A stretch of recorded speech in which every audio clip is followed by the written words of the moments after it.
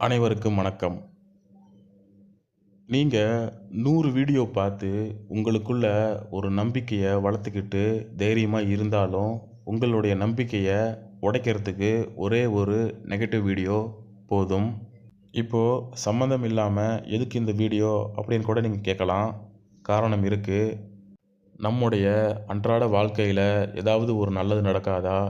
அதன் மூலம் நமது வாழ்க்கை முன்னேறாதா? அப்படின்னு சொல்லிட்டு தினமும் யோசனை செஞ்சு அதற்கான முயற்சியை எடுத்துக்கிட்டு வரோம்.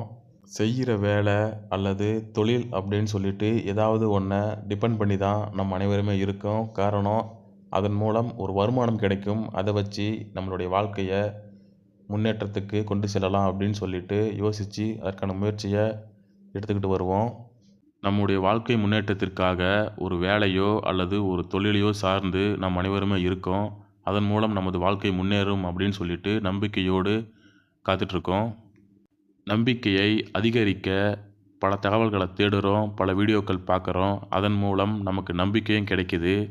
அப்படி கண்டிப்பாக இது நமக்கு நடக்கும், தைரியமாக நம்ம இருக்கலாம் அப்படின்னு சொல்லிட்டு நம்பிட்டு இருக்கும்போது, நம்முடைய நம்பிக்கையை உடைக்கிற விதமாக ஒரு தகவல் அல்லது ஒரு வீடியோ வரும். அது உண்மையோ பொய்யோ தெரியாது. ஆனால் அதை பார்க்கும்போதோ அல்லது கேட்கும்போதோ நம்முடைய நம்பிக்கை மனதளவில் உடஞ்சிரும்.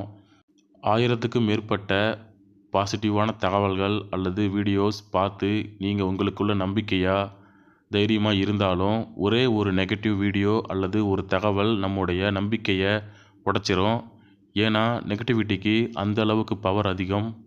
ஒரு நெகட்டிவிட்டியால் நம்முடைய நம்பிக்கை உடையும் போது நம் வாழ்க்கை முன்னேற்றத்திற்காக நாம் எடுத்த முயற்சிகள் எதுவுமே சரிபெற வராது.